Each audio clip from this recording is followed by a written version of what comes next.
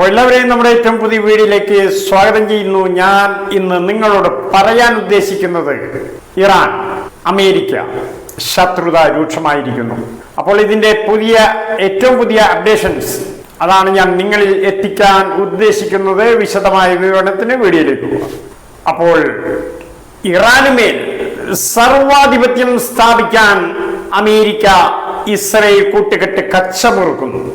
അവർ അണിയറയിൽ അതിനുവേണ്ടി അതിഭീകരമായ ഗൂഢാലോചന നടത്തുന്നു. ഇതാണ് ഇപ്പോൾ പുറത്തുവരുന്ന വാർത്ത. ഇസ്രയേലിനെ സംബന്ധിച്ചിടത്തോളം മിഡിൽ ഈസ്റ്റിൽ അവരുടെ കണ്ണിലെ കരട് എന്ന് പറയുന്നത് ഇറാനാണ്. ഇറാൻ എന്നൊരൊറ്റ രാജ്യം ഈ ഭൂപടത്തിൽ നിന്നും ഇല്ലാതായാൽ ഇസ്രയേലിന് മിഡിൽ ഈസ്റ്റിൽ പറയത്തക്ക ശത്രു പിന്നെ ഇല്ല എന്ന് തന്നെയാണ് അതിനർത്ഥം. അപ്പോൾ അമേരിക്കയുമായി അതിനുവേണ്ടി ഇറാനെ പിഴുതെറിയാൻ, ഇറാനുമേൽ ശക്തമായ അറ്റാക്ക് അഴിച്ചുവിടാൻ അവർ ഗൂഢാലോചന നടത്തുന്നു. ഈ ഗൂഢാലോചന പുറത്തു വന്നിരിക്കുന്നു. ഇറാനിയൻ ചാരന്മാർ ഈ ഗൂഢാലോചന ചോർത്തി എന്നുള്ളതാണ് യാഥാർത്ഥ്യം. അപ്പോൾ ഇതുമായി ബന്ധപ്പെട്ട പുതിയ അപ്ഡേഷൻസ് ആണ് നിങ്ങളോട് ഞാൻ പറയാൻ ഉദ്ദേശിക്കുന്നത്.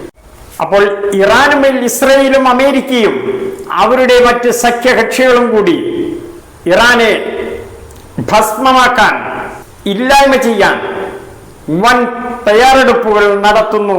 ഇത് ഇറാനിയൻ ചാരന്മാർ ചോർത്തി ഇറാന്റെ ഭരണ നേതൃത്വത്തിന് കൈമാറിക്കഴിഞ്ഞു.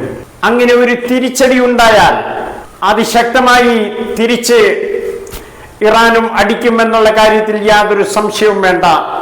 ആ അടിക്കുള്ള തയ്യാറെടുപ്പിലാണ് ഇപ്പോൾ ഇറാൻ.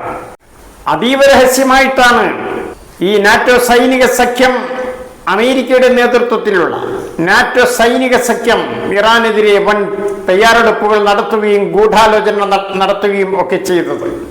അത് ഇറാന്റെ ചാരന്മാർ അത് ചോർത്തുകയും ഇറാനിയൻ ഭരണകൂടത്തിന്, ഭരണ നേതൃത്വത്തിന് അത് കൈമാറുകയും ചെയ്തതോടുകൂടി ഇറാനും ശക്തമായ തയ്യാറെടുപ്പുകൾ അണിയറയിൽ നടത്തിക്കഴിഞ്ഞു. ഏത് നിമിഷവും എന്തും സംഭവിക്കാവുന്ന ഒരു അവസ്ഥയിലാണ് നിലവിൽ ഈ വിഷയം ഉള്ളത്. അമേരിക്കക്കും നാറ്റോ സൈനിക സഖ്യത്തിനും കാലകാലത്തേക്കുമായി ഇസ്രയേലിനെ സുരക്ഷിതമാക്കുക. ഇസ്രയേലിനെ സുരക്ഷിതമാക്കണമെങ്കിൽ മേഖലയിൽ ഒരേ ഒരു വെല്ലുവിളിയേ ഉള്ളൂ, അത് ഇറാനാണ്.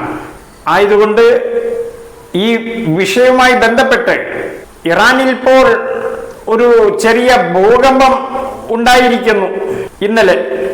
ഈ ഭൂകമ്പം ഇതുമായി ബന്ധപ്പെട്ടുള്ള അണുപരീക്ഷണമാണ് നടത്തിയത് എന്നാണ് അമേരിക്കയും ഇസ്രയേലും ഒക്കെ ആരോപിക്കുന്നത്. ഇറാൻ ഇതിന് തിരിച്ച് മറുപടിയൊന്നും തന്നെ പറഞ്ഞിട്ടുമില്ല. ഇറാൻ എന്നത് ഫലസ്തീന്റെയും ഗസയുടെയും ഒക്കെ ഒരു വലിയ പരിച തന്നെയാണ്. ഈ പരിചയാണ് ഇസ്രയേലിനും അമേരിക്കക്കും ഏറ്റവും വലിയ വെല്ലുവിളി. ഈ പരിച തച്ചുടച്ച് കളഞ്ഞാൽ പിന്നെ അവർക്ക് നേരെ എടുത്തു പറയത്തക്ക വെല്ലുവിളികളും ഒന്നും തന്നെയില്ല. അതുകൊണ്ട് ഇറാനെ ആക്രമിക്കുക എന്ന ലക്ഷ്യവുമായി ഗൂഢാലോചന നടക്കുന്നു.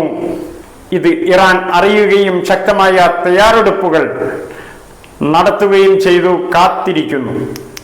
ഇറാനെ തൊട്ടാൽ യുദ്ധങ്ങളുടെ മാതാവിനെ തന്നെ കാഴ്ചവെക്കുമെന്ന് ഇറാൻ വെല്ലുവിളിക്കുന്നു. യുദ്ധങ്ങളുടെ മാതാവ്, ലോക ചരിത്രം ഇന്നേ വരെ ദർശിച്ചിട്ടില്ലാത്ത യുദ്ധങ്ങളുടെ മാതാവിനെ പുറത്തെടുക്കുമെന്നാണ് ഇറാൻ പറയുന്നത്. അപ്പോൾ ഇന്നലെ ഇറാനിൽ നടന്ന ഭൂകമ്പം, അതുമായിട്ടുള്ള വിശദീകരണം ഇറാൻ പറഞ്ഞു കഴിഞ്ഞു. സ്വാഭാവികം എന്ന് തന്നെയാണ് ഇറാന്റെ പക്ഷം. സ്വാഭാവികമായിട്ടുള്ള ഒരു ഭൂകമ്പം, അതും വളരെ ചെറിയ അളവിലുള്ള ഒരു ഭൂകമ്പം, അതിൽ അസ്വാഭാവികത ഒന്നും തന്നെയില്ല എന്നാണ് ഇറാൻ പറയുന്നത്.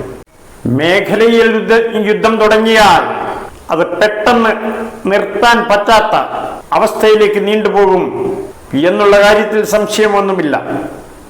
ഏതായാലും അന്ത്യനാളിന്റെ ലക്ഷണമാണോ ഈ കാണുന്നത് എന്നത് സംശയിക്കേണ്ടിയിരിക്കുന്നു.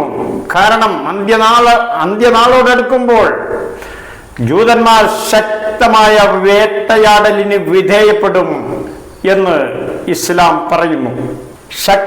അതിശക്തമായ വേട്ടയാടലിന് ഈ യഹൂദ സമുദായം ഇരയാക്കപ്പെടും.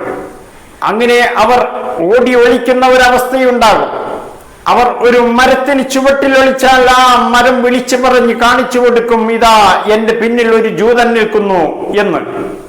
ഈ നാളിലേക്കാണോ ഈ പ്രശ്നങ്ങൾ അടുക്കുന്നത് എന്നതാണ് ഏറെ ഭയപ്പെടേണ്ട ഒരു കാര്യം.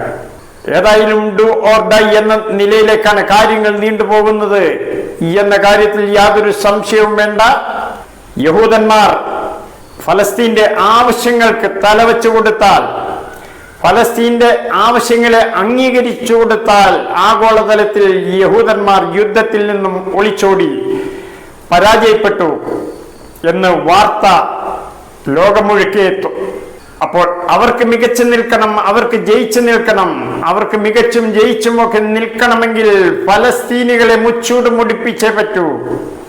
എന്നാൽ വരാൻ പോകുന്നതും ലോകം കാണാൻ പോകുന്നതും യഹൂദന്മാർക്ക് സംഭവിക്കാൻ പോകുന്ന കോട്ടം എന്താണ് എന്നുള്ളതാണ്. എന്നാൽ ഇപ്പോൾ കണ്ടുകൊണ്ടിരിക്കുന്ന സംഭവ വികാസങ്ങൾ ലോകാവസാനത്തിന്റെ ലക്ഷണങ്ങളിൽ ഏറ്റവും പ്രധാനമാണ് എന്ന് ചരിത്ര താളുകൾ മറിച്ചു നോക്കിയാൽ മനസ്സിലാക്കാൻ സാധിക്കും. ഇപ്പോൾ നടന്നുകൊണ്ടിരിക്കുന്ന സംഭവങ്ങളും അതിലേക്കാണ് വിരൽ ചൂണ്ടുന്നത്. ഇതിനെല്ലാം കാരണം അമേരിക്ക എന്ന ഒരൊറ്റ രാജ്യത്തിന്റെ വാശി, സമ്പത്തുള്ള രാജ്യങ്ങളെ കൊള്ളയടിച്ച് കാൽ കീഴിൽ ഉറപ്പിച്ചു നിർത്തുക.